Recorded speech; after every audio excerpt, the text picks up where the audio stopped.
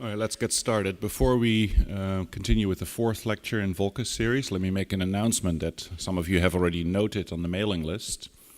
There's a slight change of plan. The Q&A sessions this afternoon and tomorrow will be revamped, and the 4 o'clock session today will be a panel discussion about things like the art of programming, putting your codes together and what it all takes. And we'll hear some pearls of wisdom from our code writers, the lecturers, and that will last for maybe 20 minutes or so, and then we'll have a panel discussion about that. And tomorrow, right here in this room. We repeat this tomorrow. We'll do a similar session, although it won't be a panel. It will be more of a serial discussion. A 20 minutes or so presentation about scientific programming using scripting languages and visualization, aspects of visualization. And we'll invite anybody to participate in that discussion. So that is tomorrow at 4 o'clock. And today at 4 o'clock will be the other session. And then Volker.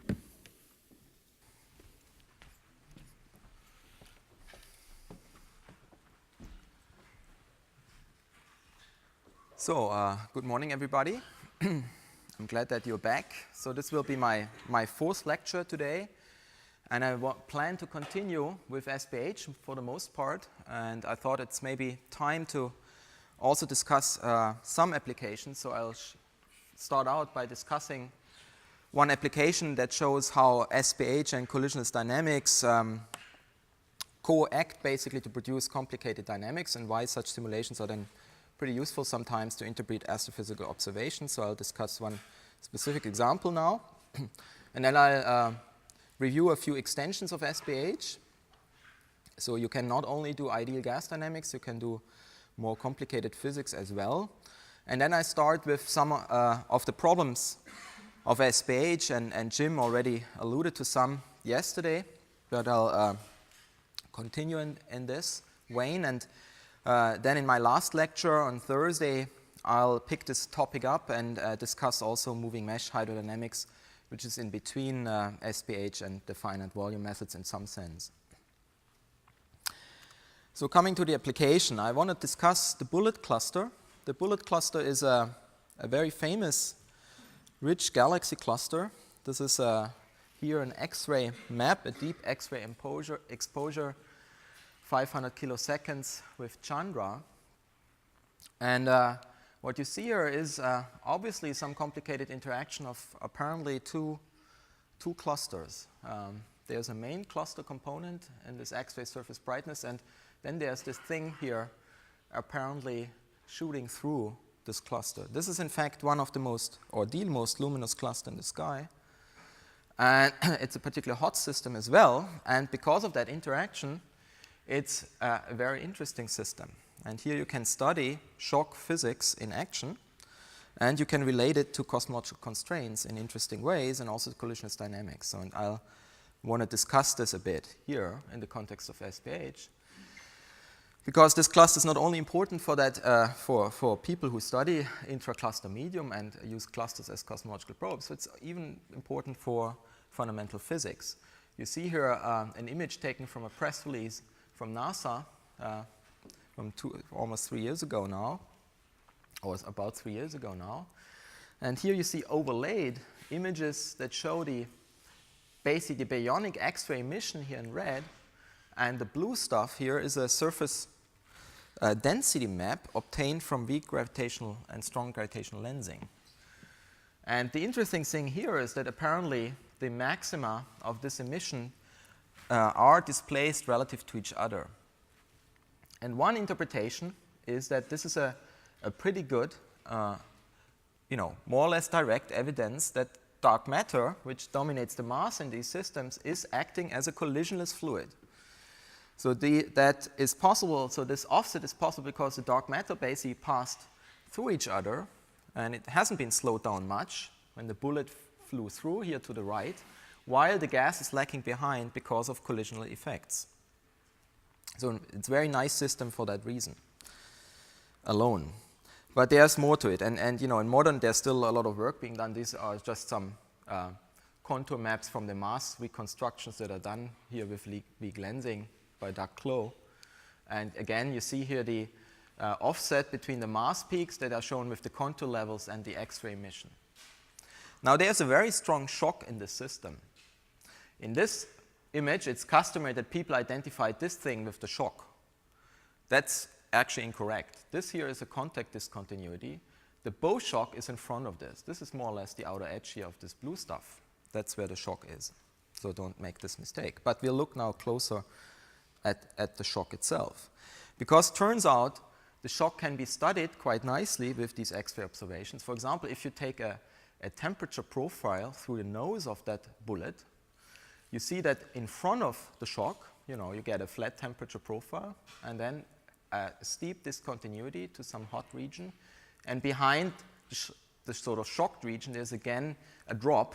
Actually, that's at the contact discontinuity to the cold material in the bullet itself.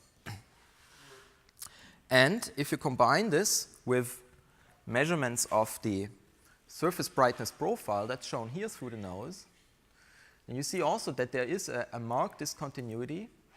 Of course, since this in 3D projection through the sort of spherical shock, you don't have just a plain discontinuity, but here this sort of kink in the profile.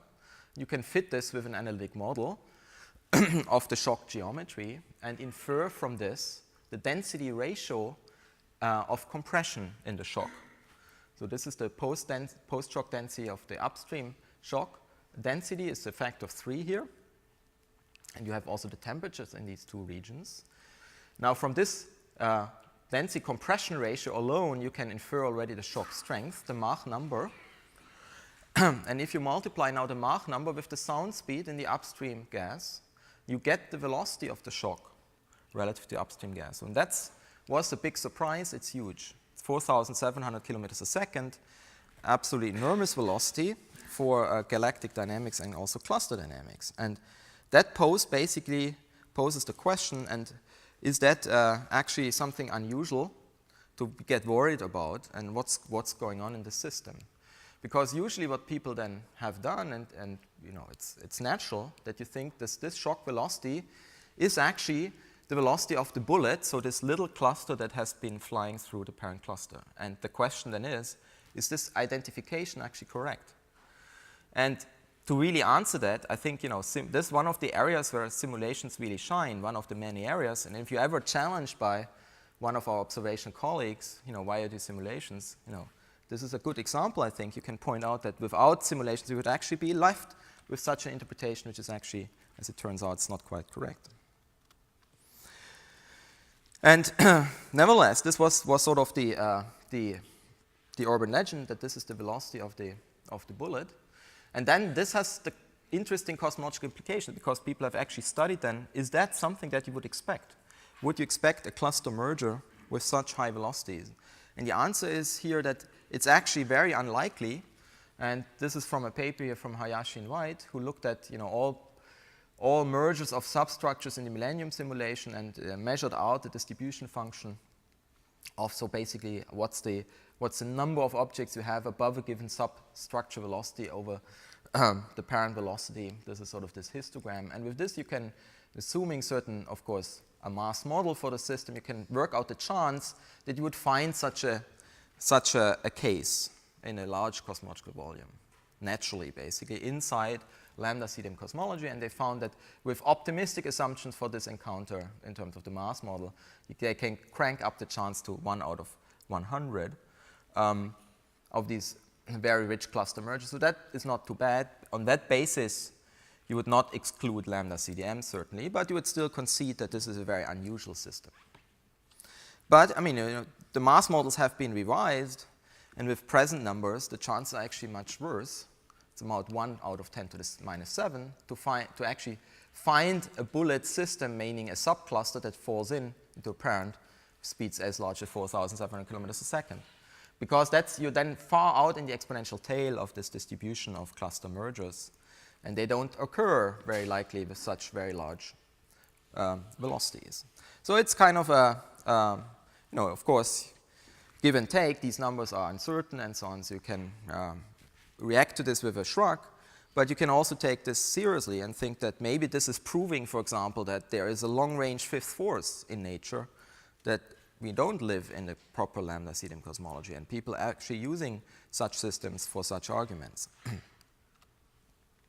So let's then see whether we can make a simulation model of the bullet cluster. And actually, when I started working on this, I saw that there are some models on the market where at the time, and this, for example, was a public outreach movie made by NASA for that purpose, and I just want to show you this because it's kind of instructive what I think you should not necessarily do.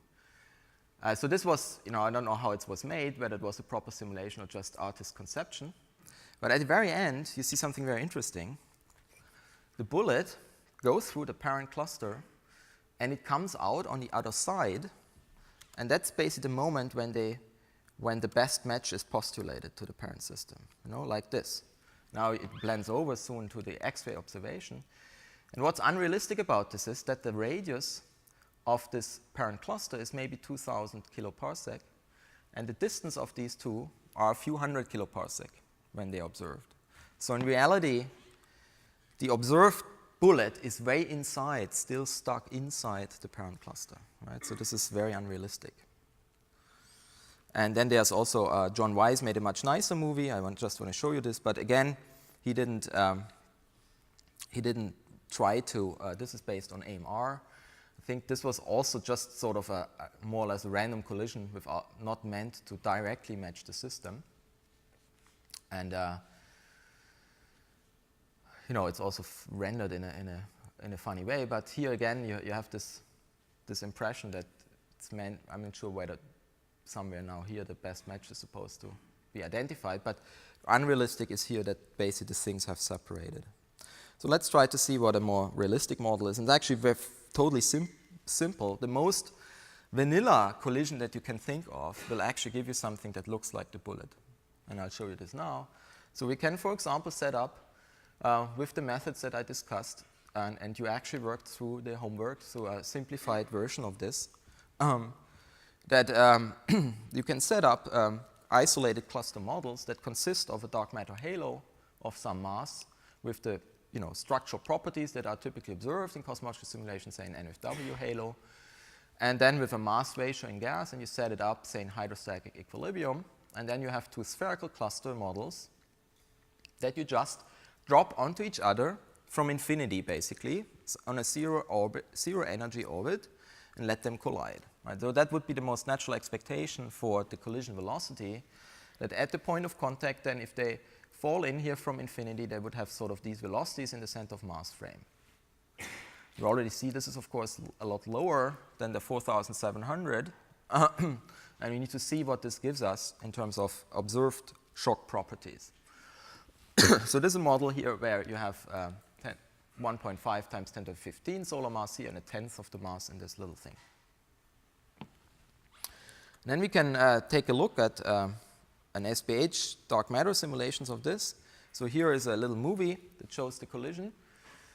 Up there is the X-ray emission. This is the temperature in the gas. This is a rendering of the dissipation in the gas, basically showing you the shock structure. And this is sort of the X-ray velocity. Now the thing goes through. And it, of course, eventually it actually does get partially out of the other side. This is now happening here. And somewhere in between, there was maybe or maybe not a good match to the real observed bullet system. And so when you now want to study something like this, you would have to, check this out. Maybe here, I don't know, this is where the shock is very strong. And the bullet has just passed through the middle.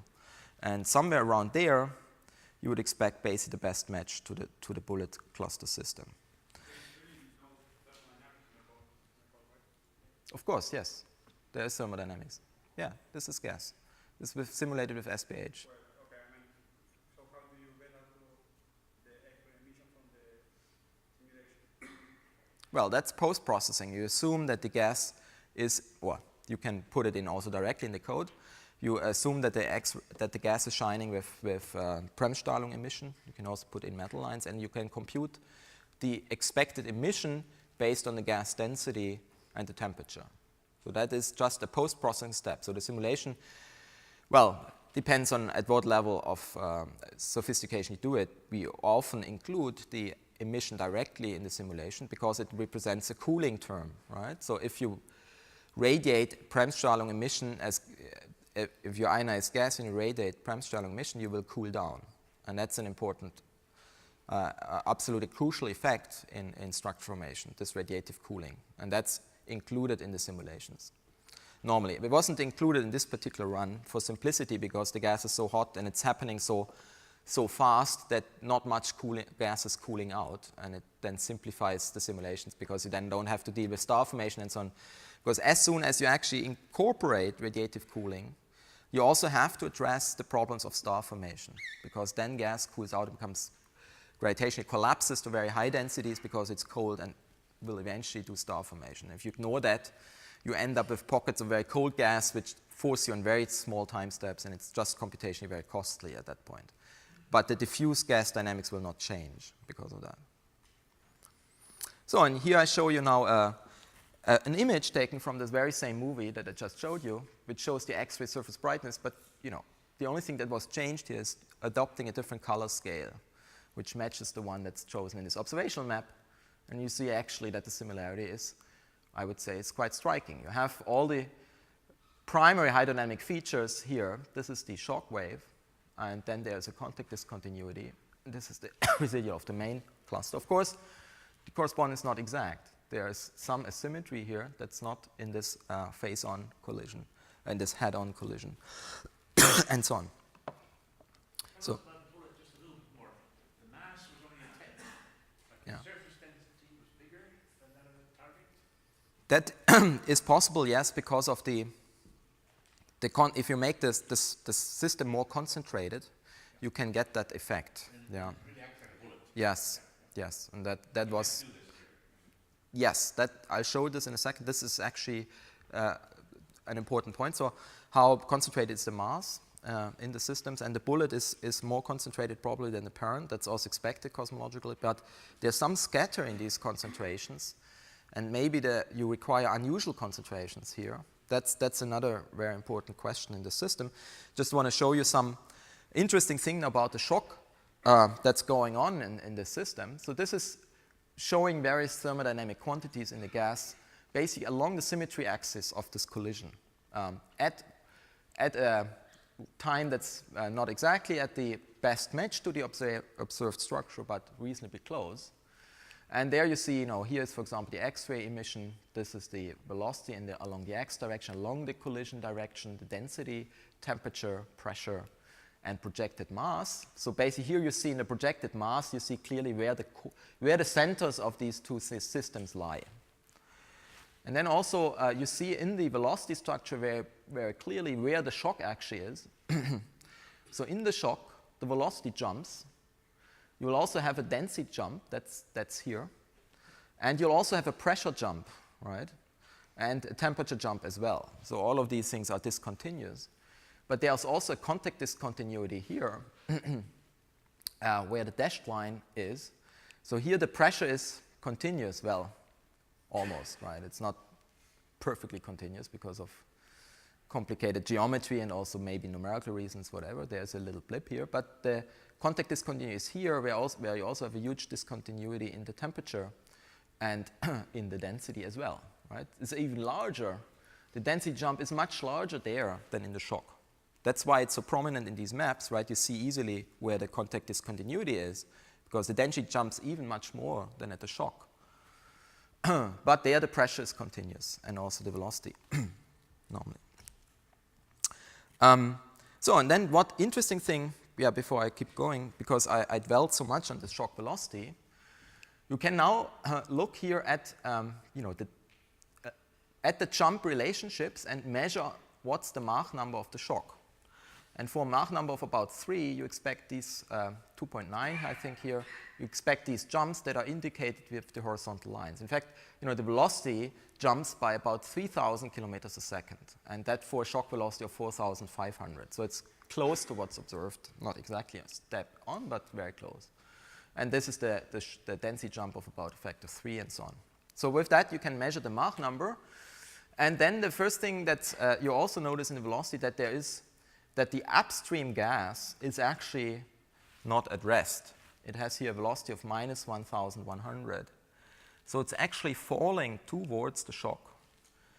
And that's a very important effect, because if you don't take this into account, you misinterpret the shock velocity as the velocity that the bullet actually has on the sky. And that's not quite correct. In fact, there are two velocities that modify the interpretation, if you will, of the shock speed. So the shock, as we've seen, is 4,700 kilometers a second fast. What does that mean? Well, that's the velocity of the shock relative to a frame in which the upstream gas is at rest. But the upstream gas is not at rest. It's actually falling towards the shock with minus 1,100 kilometers a second. And in addition, the shock itself is actually speeding up at that point when you have the best match. It's accelerating relative to the center of mass of the bullet. And so that means that the actual speed of the bullet is basically only 2,600 kilometers a second. And that's why this plain vanilla cosmological encounter can actually produce this large shock velocity. And you can play more with it. You can explain why you have this upstream infall. You can explain by the changing gravitational potential during the encounter, because unlike the great hydrodynamic effects, which basically propagate with a finite speed of the speed of sound, so there is limits kind of the causal contact, that limitation you don't have for the gravity. And actually the upstream gas does feel the incoming bullet ahead of the shock, before the shock arrives, and already the gravitational field is accelerating this gas, and that you can actually show relatively nicely in this system. And then coming back to your question, Ala, to what the concentration does. So it's depending on what concentrations for the dark matter you assume, you can actually modify the shock morphology. Here, this is not actually changing concentration of the bullet here in this case, but of the parent, which is also important. And if it's less concentrated, then the bullet basically can more easily penetrate through and is not as much destroyed during this first encounter. And that using hydro simulations like this, you can then constrain interesting astrophysics in this cluster merger.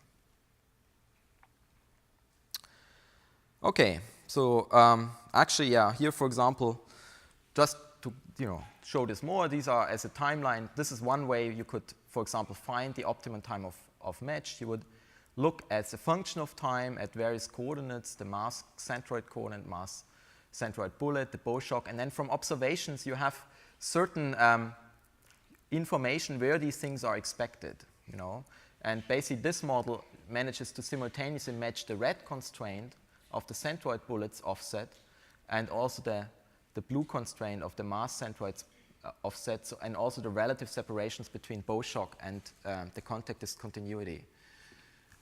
And basically with this sort of ordinary concentration of 3, which is a bit on the low side perhaps, you can recover all the primary morphological features that are observed. And you see here, this is the match to the temperature structure of the simulation. Here in red is the simulation. The rest is observational data. And this is the surface mass, the enclosed mass according to gravitational lensing from data and also the simulation model. So it looks reasonably well. And this is a plot. What you then can further do is to, for example, forecast what's going to happen with the system. How long will it take until it merged? And this is something that I also asked you in the homework to, for example, make a plot of the X-ray emissivity as a function of time, where you see, for example, the first encounter, the secondary encounter, and so on, and also the temperature. And you have a second and a third encounter of the course, and then eventually they totally coalesce, and the system relaxes to one final bigger cluster. And that takes actually a couple of giga-years. And final comment on the bullet system. As I said, this system has been used also to study more exotic physics. You can extend gravity laws, and by coupling dark energy models, for example, that have a coupling between dark matter and dark energy, or that feature long-range fifth forces that are motivated by certain field theoretical model, like this sort of Yukawa force, that we tried here. And with this has been, for example, suggested as a way to accelerate the bullet in case this high velocity that's observed is really a problem for lambda CDM. And actually this sort of results, which I don't want to discuss in detail, they show that you can do this. You can accelerate the bullet quite a lot with such a fifth force model. But the point that I basically made is that you don't actually need this, right? Lambda CDM is accounting for this quite finely. How would it change the situation if the profile we used for dark matter was different? Would it fit with different? Well, that's not obvious, right? So basically, what this shows you is a small variation in the results when the profile for the dark matter is slightly changed. Well, it's in all cases here an NFW profile, but the central concentration is reduced from 2 to 5. So this is sort of one small little change to the mass profile. You could go more drastic and, for example, say, I don't like dark matter cores, I invoke a chord profile, and then things will change more strongly. Yeah. So we'll have to see whether there is good motivation for a different dark matter profile. And if you think you have that, then you try it out with a simulation, yeah, and see whether it's still. Another thing is the plot you showed about the probability of finding a collision like this. This is not weighted with the probability of actually observing it, no? Because no. You had probability almost 1 of finding a very slow merger. Yeah, no, that was basically right. I think, yeah, you're right. I mean, this was not including the observational selections and so on. So it wasn't a proper likelihood. Would you see this in an all-sky survey with Chandra ever or something like this? This was for a certain volume. Do you have, over a certain time period, a merger with such a large velocity? Because, you can, of course, do better statistics. But here it was, and you would have to do that if you would actually try to make very strong conclusions here from one system that's observed, right? You can always be lucky. This is you don't have to be a statistician to see that if you observe one cluster, you might be able to observe. But basically, you can conclude something from this if you can show that this is so incredibly unlikely that it means something, right? But if the likelihood is reasonably finite, then it doesn't tell you all that much. You then could really be lucky.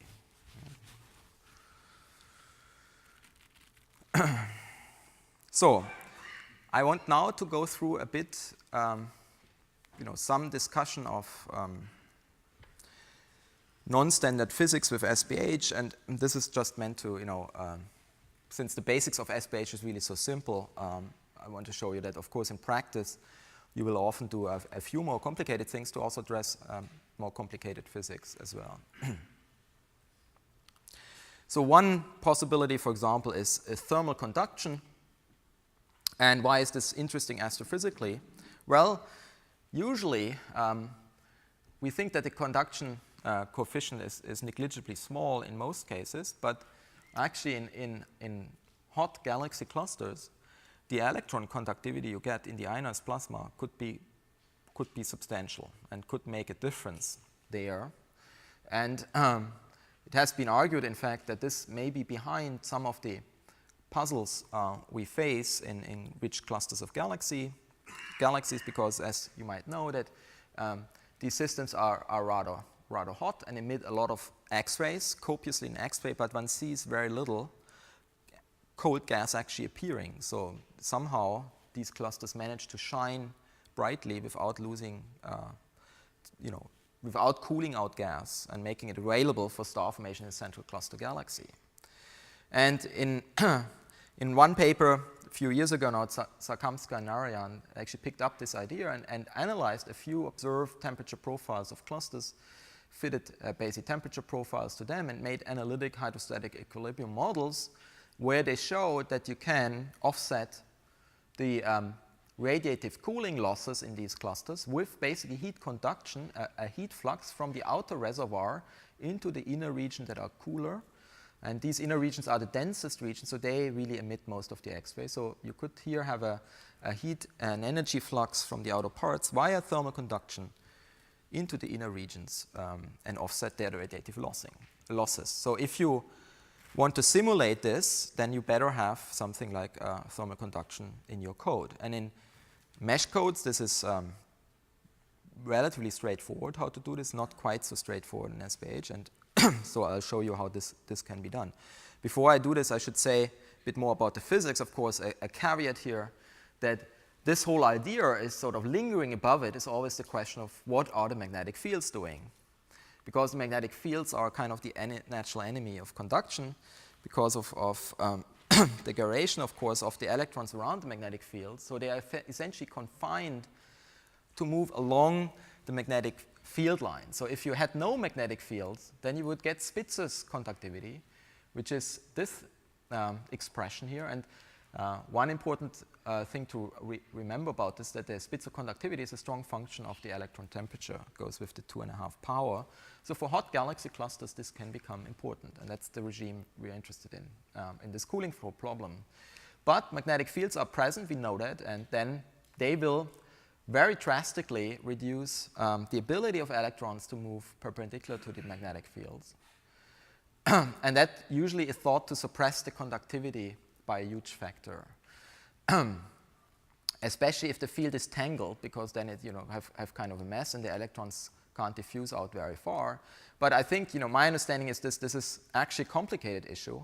For certain field geometries, you expect a drastic suppression of the conductivity by a factor of 100 or so.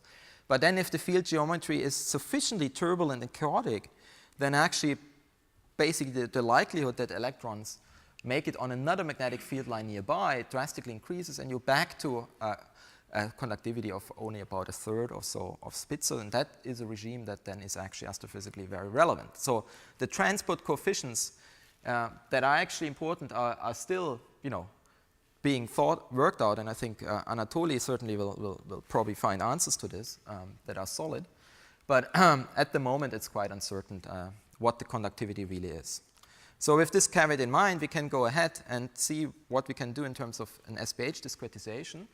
So that's basically very simple. You write down a heat flux, which is proportional to a negative temperature gradient. And that heat flux will move around thermal energy. So you have this equation for the change in the thermal energy due to the heat flux. And if you combine those equations, right, because the temperature is just the thermal energy per unit mass, you get the heat conduction equation in this form here. And you see basically that there is the change of temperature along a cool-moving element is given here basically by essentially a Laplacian operating on the thermal energy. If you neglect your spatial variations for the moment in the conductivity. And this can be discretized in SPH with an expression like this. So I'll come in a second to how you actually arrive at that. But again, you see the salient feature here of this expression is that it's a pairwise thing.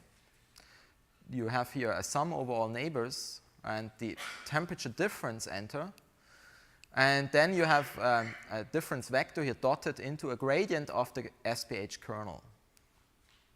And if you stare at this for a while, you will probably wonder, why is there just one gradient of the kernel while I have a second derivative over here? And that's I get to in a second. So how you can achieve that you get away without second derivatives? Because the naive discretization here would be that you have some sort of, say, temperature average in SPH, and you take these two nablas and generate second derivatives of the gradient. And that's generally not a good idea by experience in SPH, because you end up with low-order schemes, right? The second derivatives will greatly amplify the noise and reduce the order of the scheme, and it will be very sensitive to particle disorder. That's why one always tries to somehow come up with a discretization where you avoid second derivatives. They are really the plague, so you want to avoid them if you can. Nevertheless, actually, this sort of innocent heat conduction equation bears a few nasty surprises if you try to put it on a computer. Because if you use the normal explicit time integration scheme, you'll find that this likes to blow up badly. And that's basically because there are the von Neumann time step criterion for this requires essentially very small time steps to have stability for explicit integration.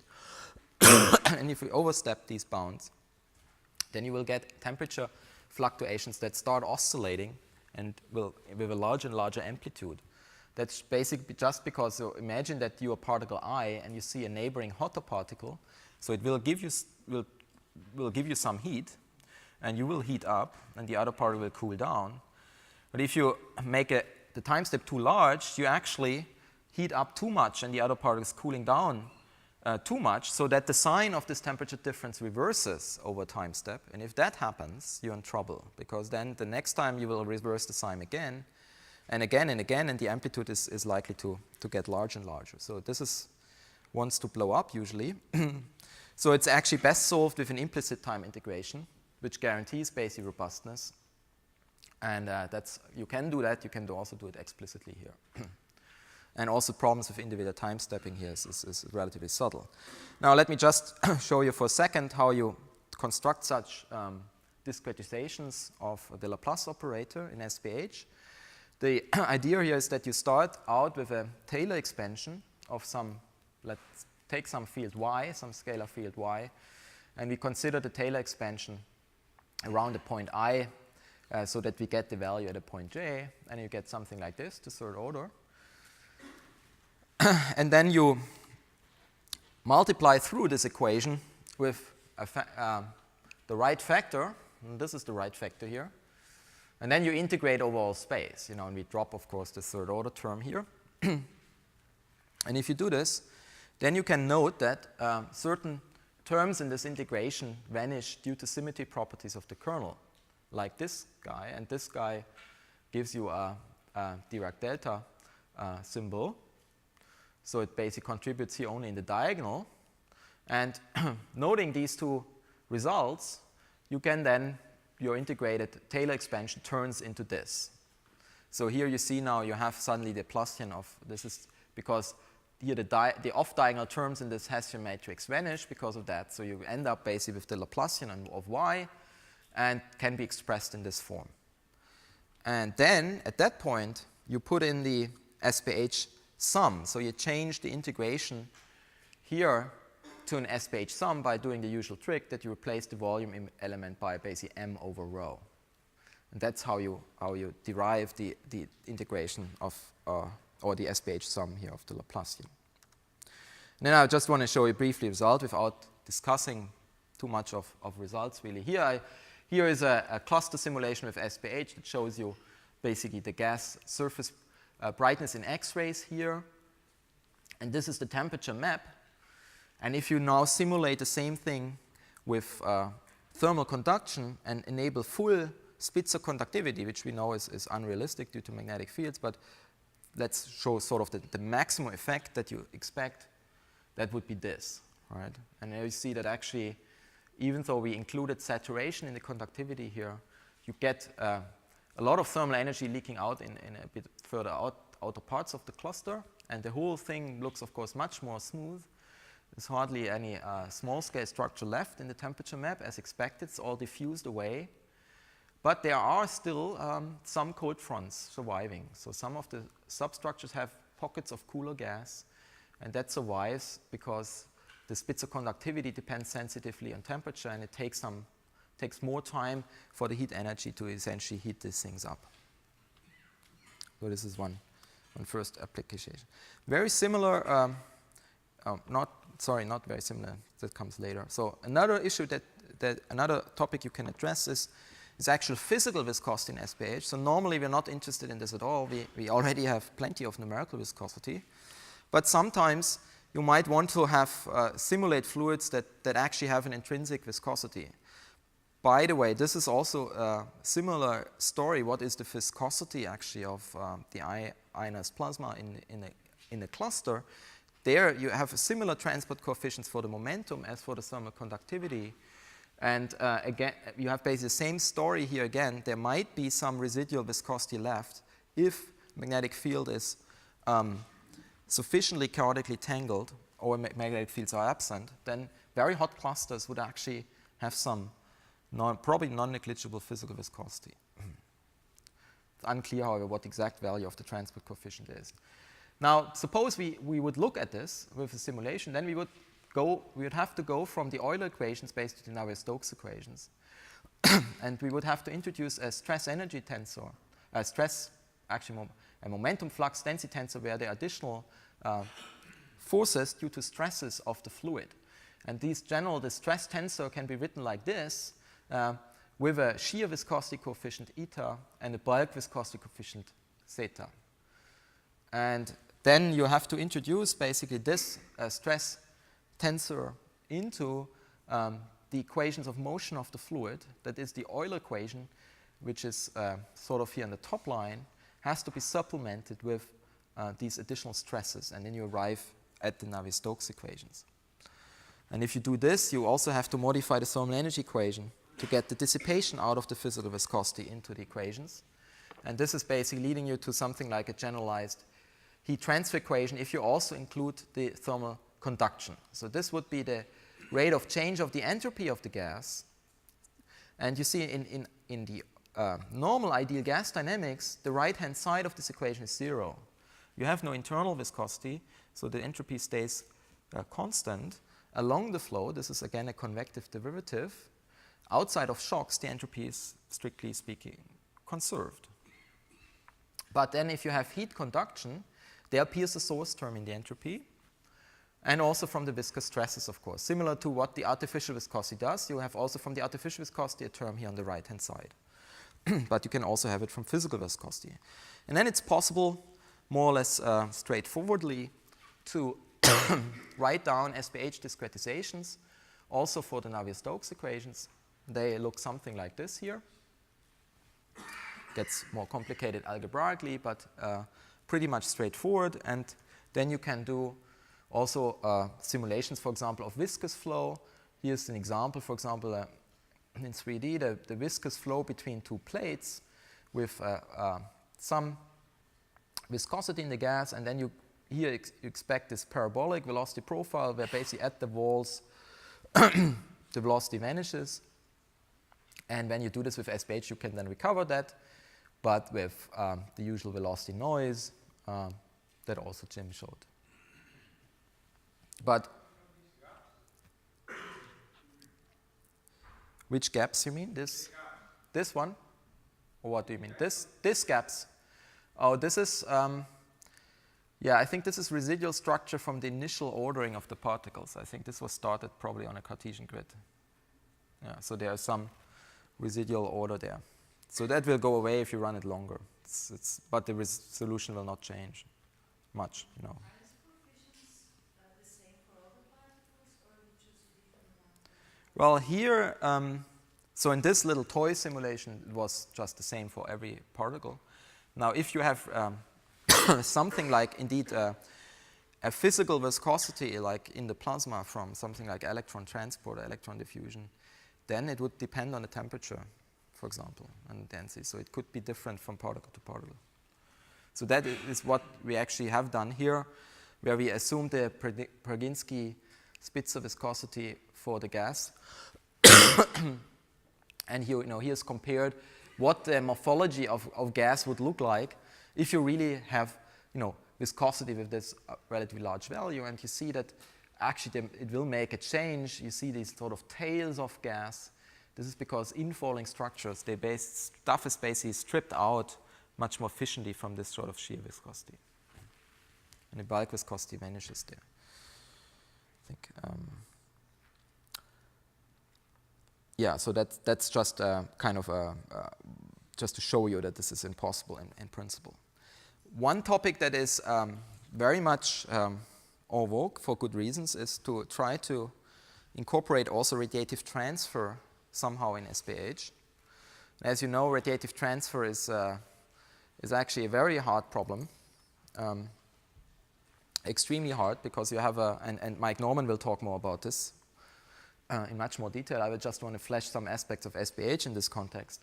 You have this radiative transfer equation in comoving coordinates, which for the specific intensity, which depends on the angles and on position and on frequency, on time. And so it's basically, again, a high-dimensional partial differential equation that's essentially impossible to discretize directly in full generality on a grid because it's way too dimensional. It has too high dimensions. So one usually, yeah, one usually solves that in an approximative way, one way or the other, right? And there are expensive ways and accurate ways to do this. There are cheap ways and less accurate ways to do that. And usually you have to strike a compromise. And there are several schemes now proposed in SPH to do this, and I just want to flash a few of them, which have very different character. You know, the applications are also varied of that in SPH.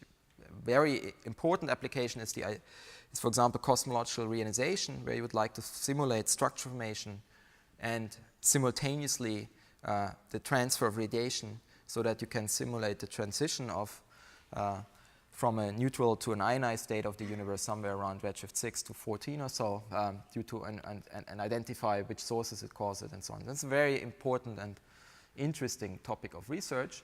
Here I just want to flash a few suggestions that are have been made in the basically last 1, 2, or 3 years for using SPH for that problem. There's one code in particular, SPH Ray, released by Alte, Croft, and Pelupesi. That's actually a public code, right, for radiative transfer in SPH. So I haven't tried it out myself, but you know, it would be interesting to see how well it does. And they basically here do something that is in principle quite accurate. They follow individual rays by solving basic characteristics of the radiative transfer equation. And the principal calculation there you have to do is to integrate the optical depth along a ray, along a line of sight. So you frequently have to integrate basically along the density along a line of sight, so an integral like this. And you can discretize this through the SPH density field. You have a representation for this. And they actually use some intersection tests and so on, motivated by computer graphics. So they argue that they have a very good algorithm for doing this quickly. Because you better do this quickly, because the method, this sort of type of methods, is essentially Monte Carlo method, right? You follow individual characteristics, and it's kind of similar to the Collisionless-Boltzmann equation, where you also follow characteristics here in terms of particles. Here it's basically photon packets. You want to use as many packets as possible to beat down the sampling noise in this sort of Poisson-like Monte Carlo method. But you can do that, and here's an example. Here's a so-called Strömgen sphere problem, the simplest radiative transfer problem, where you have some neutral gas, and you switch on an ionizing source at time 0, and you see what sort of ionizing bubble it creates, and to what maximum radius it gets, until eventually the recombinations inside this ionized bubble compensate the input of additionally ionizing photons from the source. And you see quite nicely that this produces a spherical ionization front, but it's also a bit wiggly, and this is clearly the sampling noise that you have in this Monte Carlo problem, and it depends basically on how much rays you shoot, how far you want to cut this down. Another very different, philosophically very different way of treating radiation field was proposed by Andreas Pavlik and Job Shea recently in the traffic code. That's a very complicated scheme, where now the radiation is transported essentially from particle to particle, hopping it along through the field. And there you have the problem that you need to discretize somehow basically the angle coordinates of where the radiation is emitted to. They do this in terms of a cone structure that tessellates basically, if you want, all the sky around each particle in some discretized fashion, and these codes are rotated and to avoid preferred directions in a reasonably complicated way. And here you, for example, have the emission cones around the source, and then these are some diagrams that illustrate how the radiation is then hopping along from one particle to the next via sort of receiver cones and emission cones. And that's quite interesting scheme, but technically very, very complicated. But it then is a scheme that is really following the radiation as a field and not focusing directly on rays emanating from a source. And here's again a Strömgen sphere problem. You see that, again, of course, we have a spherical region that's ionized, but depending on the resolution of these cones, you get lots of noise, obviously, in the radiation field. And if you invest more computer time, you can get eventually get it down to being round. A completely different method is to use the radiation transfer scheme and go to moment equations. And that's the central idea is that you take the specific intensity, you, for example, integrate it over all angles. That gives you the mean intensity now as a scalar as a function of coordinates. You can then also take a first moment. If you leave one angle or vector in, basically, you get the primary direction in which the radiation is going, the radiation flux vector. And you also get, in a second moment, you get a radiation pressure tensor, Pij. So these are just moments that you can define like this. But then with massaging these moments a bit, you can combine them basically and arrive at this sort of second order equation for the time rate of change of the mean intensity at a point. Right? So this is basically intensity, the mean intensity as a scalar of the radiation, the energy density in the radiation at a point is given by sort of a diffusion term here, and then various absorption and emission terms. And what appears here in this diffusion-like term is something that's called the Eddington tensor. That's defined here as basically the normalized radiation pressure tensor.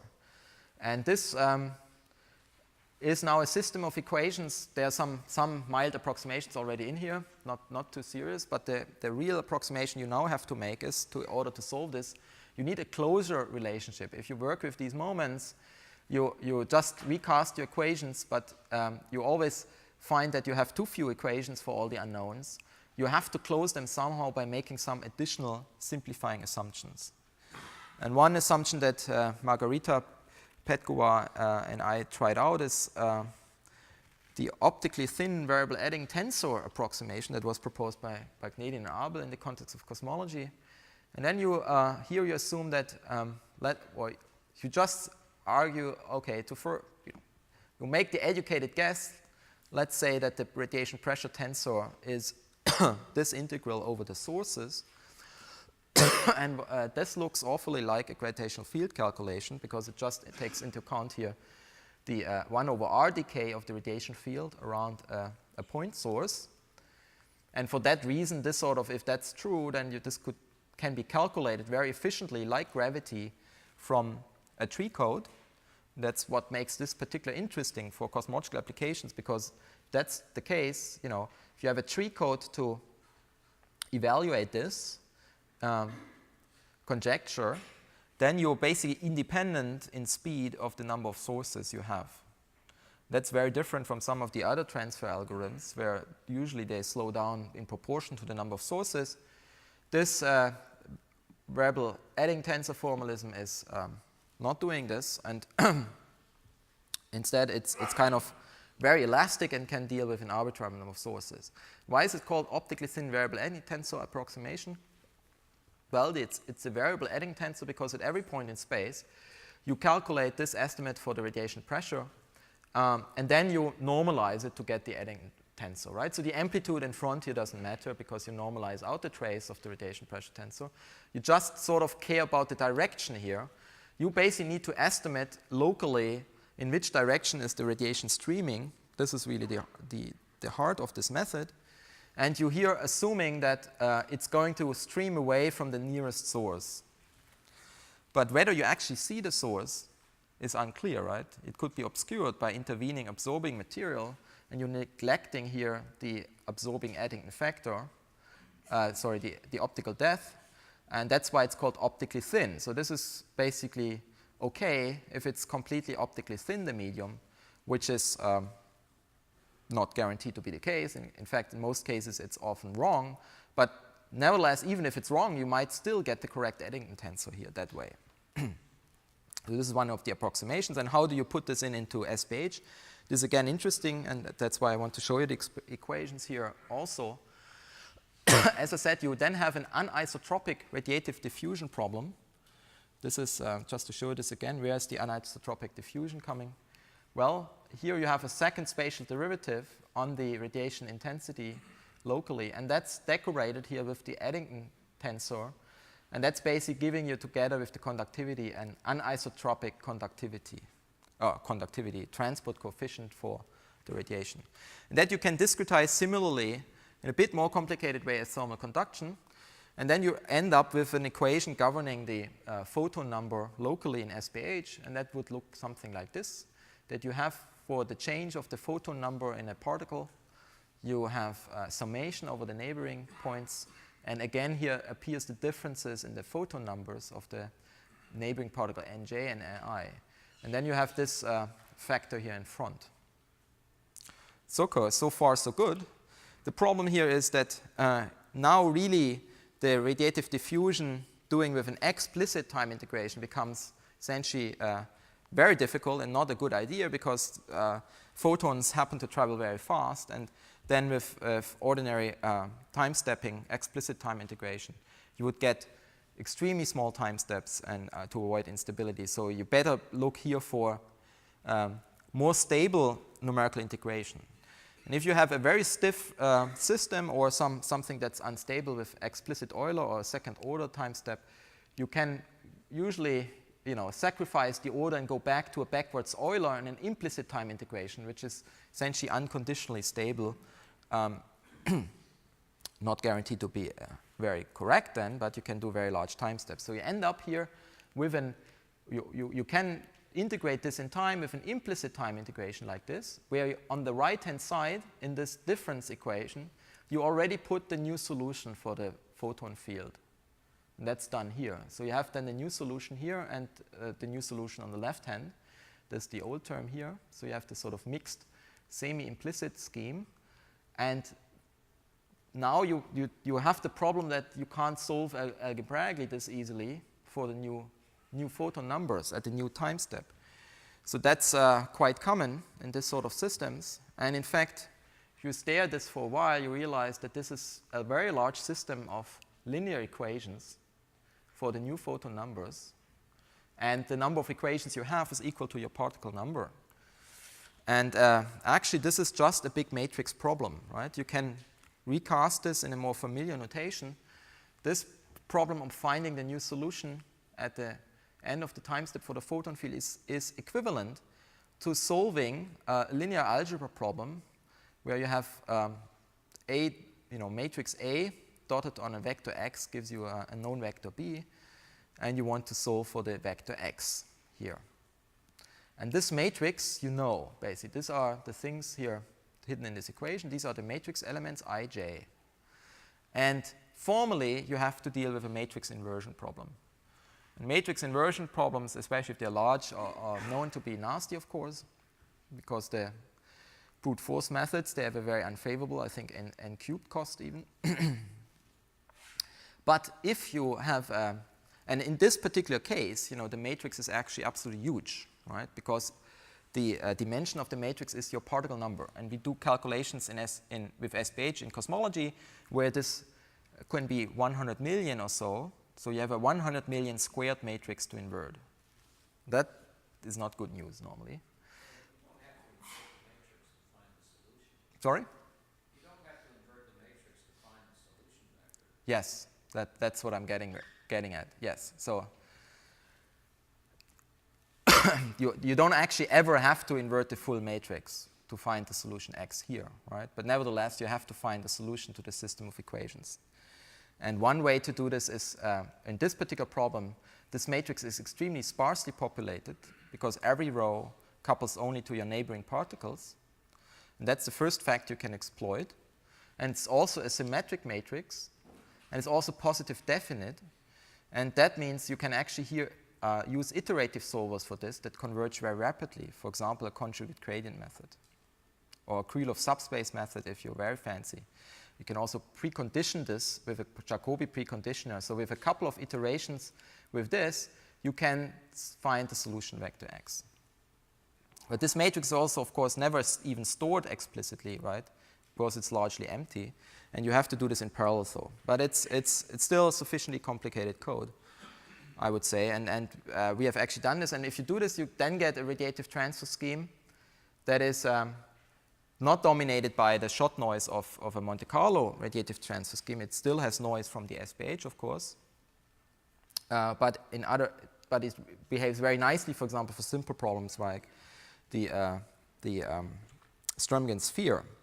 But it does much less well so on things like shadowing or so, because they are when you run into errors when the approximation that you made for the Edding tensor is incorrect, and you can construct situations for that. Yeah. And it's then a very difficult question to assess in practice how serious the limitations are of such approximations for real-world application. I think you can only find out by basically comparing different radiative transfer schemes with each other.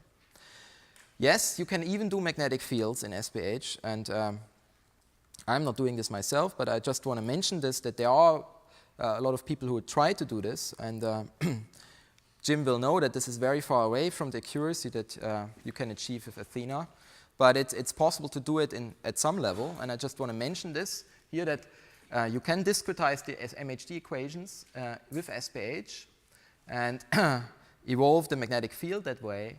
The big problem is here, and the Achilles heel of these methods is basically that they don't have a natural way to ensure that the divergence of the B field stays 0. And actually, typically, it actually does grow strongly once the magnetic field forces become strong, comparable to the thermal pressure forces. And that's, of course, the interesting regime in MHD. And you can, nevertheless, craft things on top of this plain standard discretizations that involve, for example, field cleaning methods or smoothing operations, and that way, and also together with a judicious choice of the SPH discretization, you actually can get these things reasonably stable, and they do reasonably well on certain standard magnetic shock tubes and so on. So you can get the B's tamed, but the big problematic error remains that the diff B errors are blowing up. And people basically actively search for better formulations that maybe do a bit better on this. One of these is a scheme, is going back to old ideas actually, but it was represented and discussed in the context of SPH by Roswalk and Price in a recent paper, where they suggested to do ideal MHD in terms of Euler potentials. So this is a neat way to represent a magnetic field through two scalar fields, alpha and beta. And you can construct them such that the vector product of the gradients of these fields represents the magnetic field B. And then if you take the divergence of this, you see that this is identically 0 because of the way this is constructed mathematically here. And you can show that basically the scalar fields alpha and beta are essentially labeling certain B fields. So for any pair of values alpha, certain field lines, alpha and beta, so the surfaces of constant alpha and beta will intersect in one line, which is then one magnetic field line. And that's basically how to think about this, is sort of giving you a way to label the different magnetic field lines. That's what these Euler potentials are. And then if you write down the equations of MHD for those, you find that, interestingly, the convective derivative of alpha and beta is 0 in ideal MHD. If the field is advected with the flow, then the Euler potentials are actually staying constant. So this is now one interesting property that suggests a particular simple way to the MHD, right? So you just construct the Euler potentials initially and assign the alpha and betas to your particles, and since they move in a Lagrangian way, at any later time you get a B field that should be the B field evolved under ideal MHD. Unfortunately, it's not quite that simple because the Euler potentials, first of all, are not unique for given field configurations, and also not all B fields can actually be represented with them without problems. It's fairly unclear how dissipation should be even treated in this method. Also, you have here higher order derivatives because the magnetic forces will involve second derivatives, which makes this scheme quite noisy in SPH. But perhaps most seriously, it has recently been pointed out by Alex Brandenburg that by comparing basically Euler potential-based simulations with either vector potential or ideal MHD simulations based on a B field, that this scheme does not produce the correct dynamo actions in magnetohydrodynamic thermals, apparently. So I think the verdict of this is still out, whether this is I think it's likely useful in simple magnetic field calculations, but not for very serious things like magnetic dynamo action and MRI turbulence and so on. It's also possible to use the vector potential. Don't want to go into this. This is, again, here the problem why this is usually not done is that it involves higher order derivatives. And so even though you have the diff B problem sort of mathematically nailed, it doesn't give you better results in practice. So now the next topic I want to address is the one of fluid instabilities in SPH and why there are problems here. And that's also an area that has been very actively discussed in the literature in the last couple of years. And one of the, even though I mean the issues were actually on the table already earlier, but one of the papers that very nicely highlighted the problem was the one by Argertz et al. In 2007, where they compared the results of different hydrodynamical schemes for a variety of very simple problems. And in particular, one problem that's important here is the so-called plop test. This is essentially a wind blowing onto an overdense bubble that supersonically or vice versa. You can think of this of a ball of gas that you drop supersonically into a background atmosphere, and then you get a bow shock in front of this and some gas streaming past the obstacle, and there you will have instabilities like the Kelvin-Helmholtz instability developing that eventually shears off some of the mass and shreds the obstacle, or shreds this cloud after a while. And here are time evolutions for different hydrodynamical codes, gasoline and gadget 2, here are 2 SPH codes on top, and then here 2 mesh-based hydro codes, ENSO, Flash, Andrei Kravtsov's code, ART, is also an adaptive mesh refinement hydro code. And you see, initially things look similar. I mean, you get all codes get the bow shock at the right place, and also the sort of ablation of this object, of this cloud, so it's compressed, and a couple of shocks are running back and forth through the cloud, similar to the movie I showed you. But then after a while, after we passed 1 or 2 Kelvin-Helmholtz time scales, when the Kelvin-Helmholtz instability should have reached a nonlinear regime, you see remarkable differences here, namely that the SPH calculations show that the cloud is still relatively coherent and relatively little material is stripped out, while the cloud is essentially destroyed in the mesh-based calculations. And so at the end of the day, you have a situation where this thing is completely gone, mixed away in the background in the mesh-based calculations, while in the SPH calculations, eventually the residual of the cloud is accelerated to the velocity of the incoming material and then just flowing downstream. So and there's a residual left. So it's not completely disrupted. And that's sort of the fundamental difference in outcome one really has to get worried about, right? Because that is clear that this is can change conclusions. Now one can look at this in a more simplified setup directly at the Kelvin-Helmholtz instability problem, and look at this again with grid-based codes and SPH codes.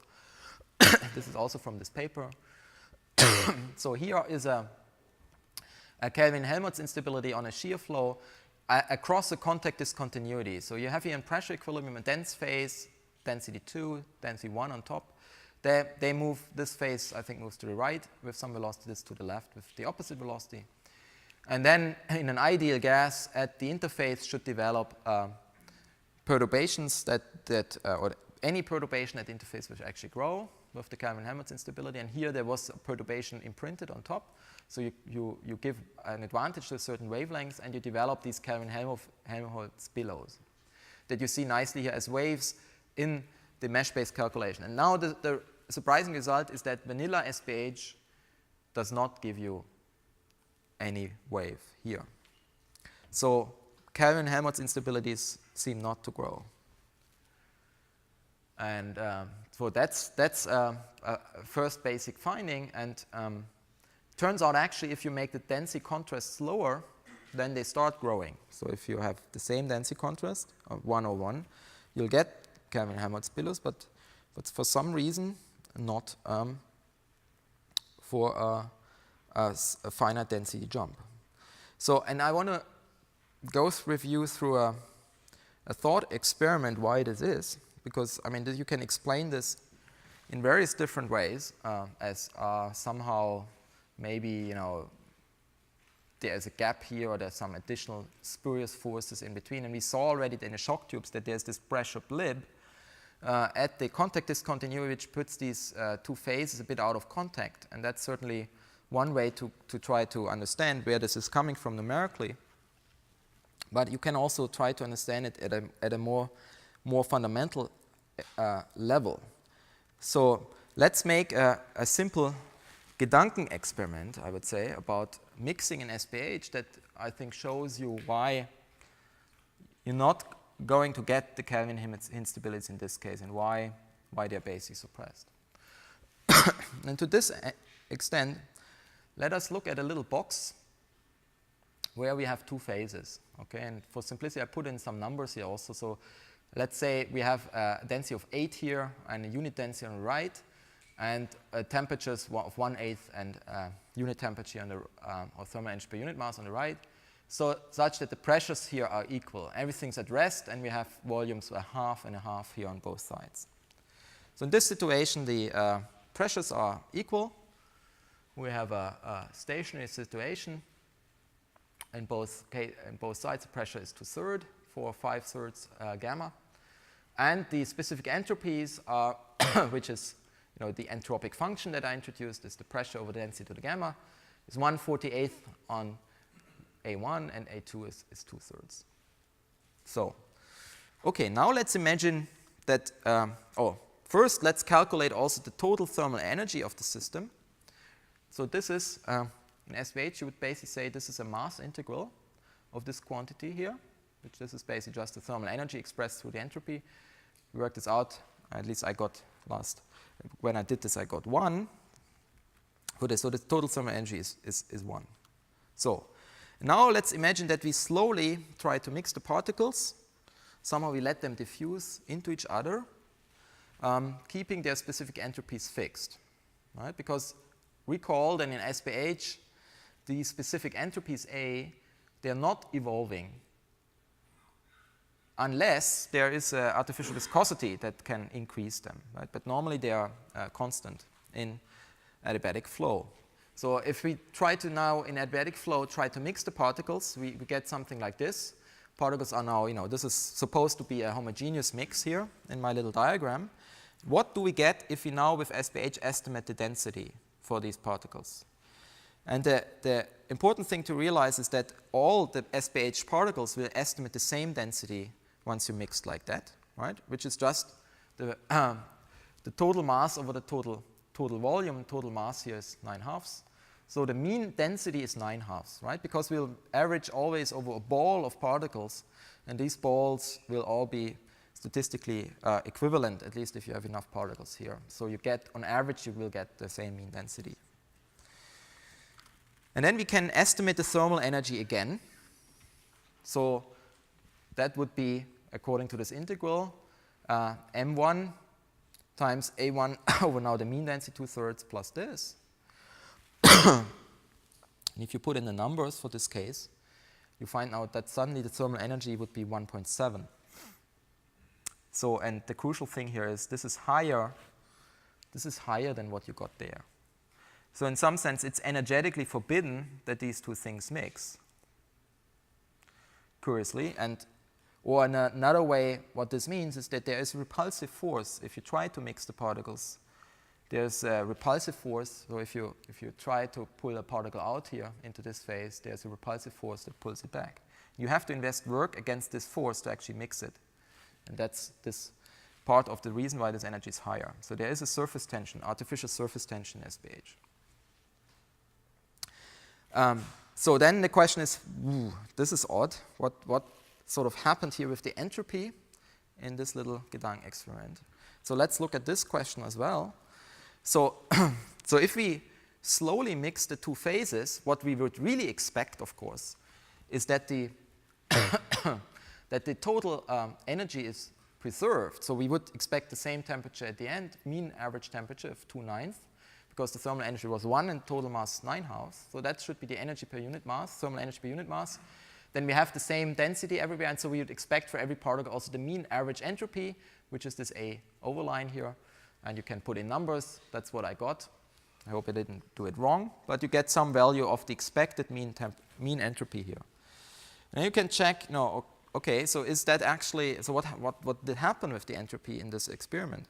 If you look at the entropy equation for an ideal gas, this is sort of what it looks like, the Sackur-Tetrode equation, which you can derive basically most elegantly and quantum mechanically. So this is what the absolute thermodynamic energy of an ideal gas.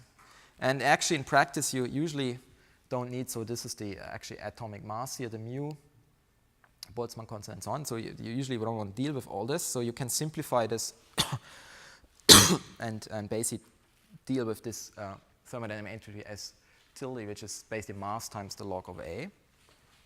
If the total mass of the system is the same, you can work with this sort of entropy.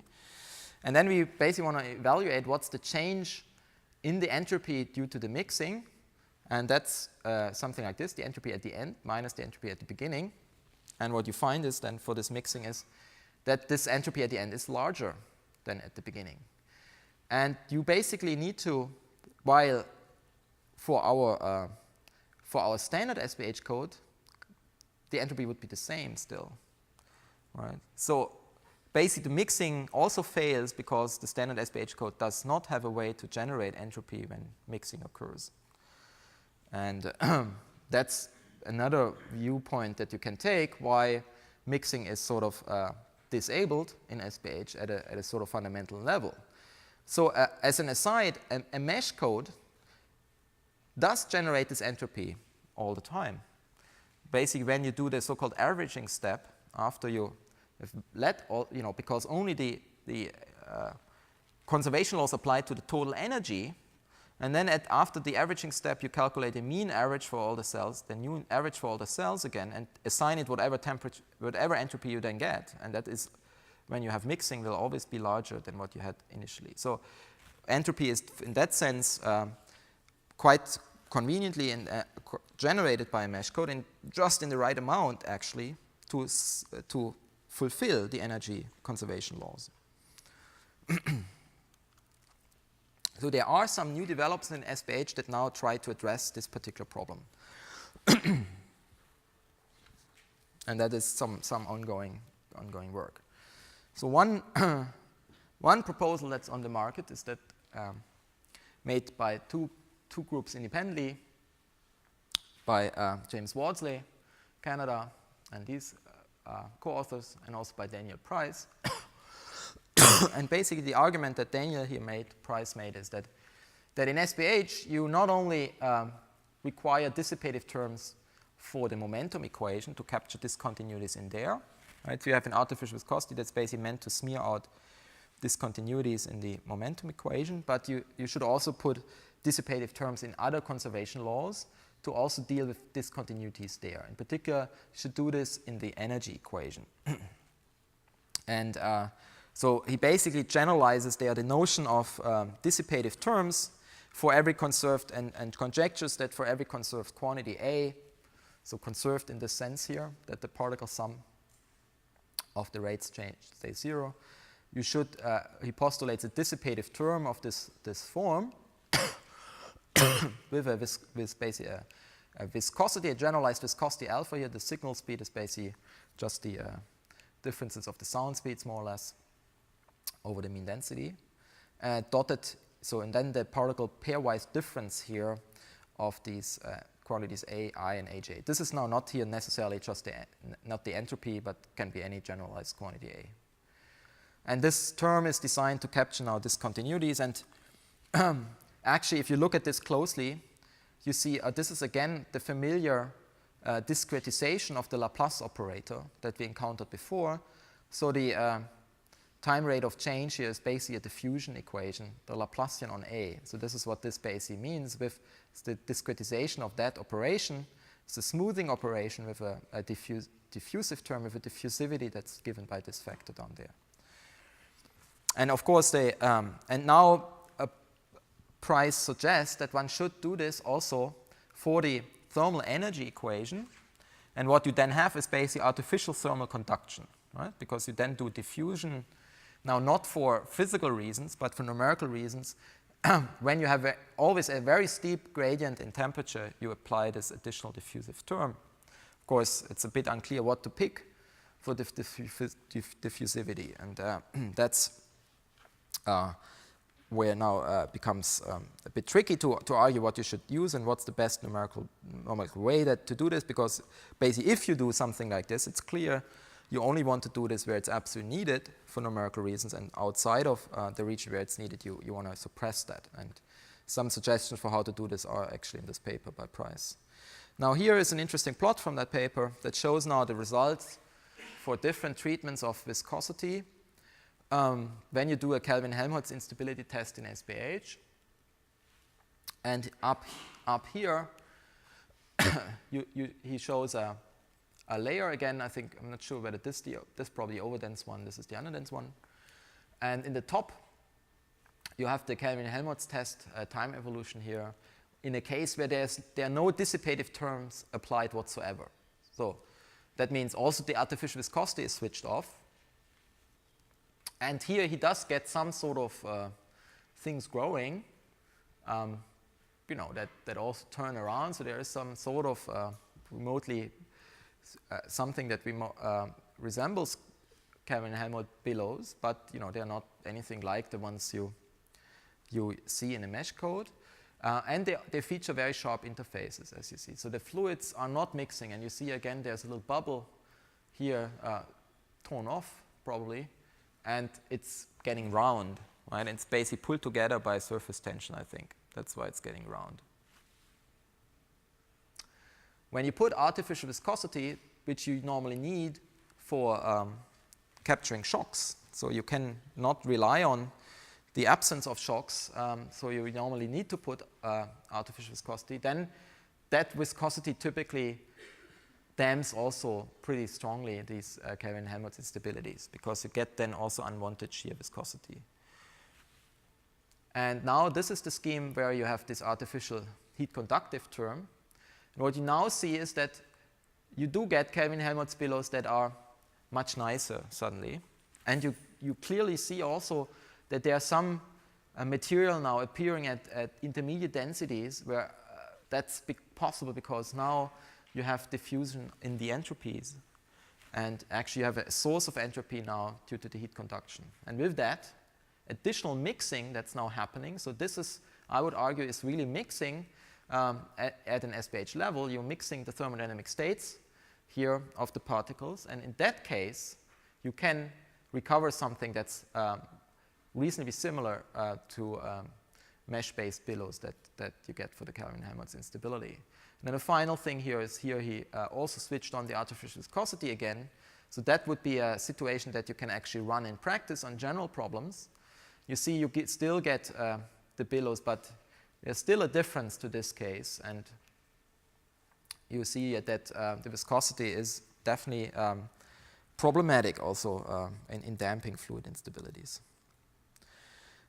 Different, and I want to close with this, a different route to better SPH may also lie in different density estimates. Now this is something that was a paper just a few weeks ago on the web by Reed, Hayfield, and Argotz on what they called optimized SPH.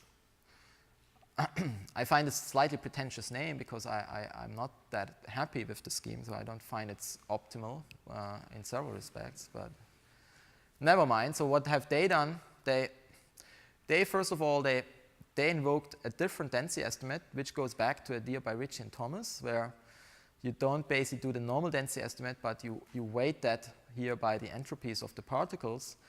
And you can show that this is nice if you have a contact discontinuity. So that way you actually get rid of the pressure blip to a large extent that normally you have at contacts. And actually that's the way it's constructed. If you have if you know that the pressure is constant, then this is not a bad density estimate. Unfortunately, of course, in general situations, you can't be sure of that. So that's, again, why I don't quite like this, because, and that was also the reason why Ritchie and Thomas' suggestion was not followed up universally, because of concern that that might only be good in regions where the pressure is relatively constant. But if it is, then you can deal with contacts better. But it has also the problem that it's more noisy than normal SPH. And I think that prompted them to up the number of neighbors used in 3D to whopping 442. So this is like a factor of 10 bigger than what's normally used, which means the scheme is a factor of 10 slower than what's normally done. So they failed to mention this in their paper, I think. But this is, of course, an important caveat of that. So if that was working beautifully, we would have a factor of 10 penalty and would also lose a lot of spatial resolution.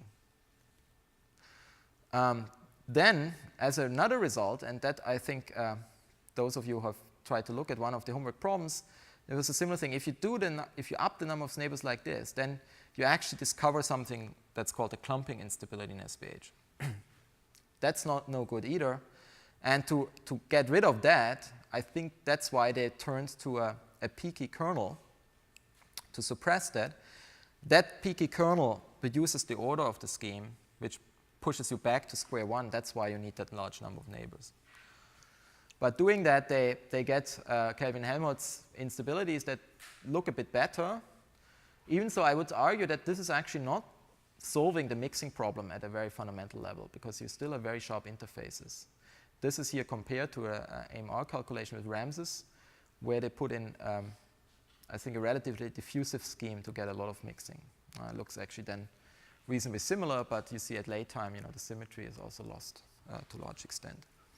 So with this sort of sobering remarks about the accuracy of SPH, I want to close today's lecture, and then in my last lecture, I will pick up at that point and discuss a few more of the differences between SPH and hydrodynamical finite volume schemes, and also then show you some moving mesh hydrodynamics I worked on myself recently. Thanks a lot.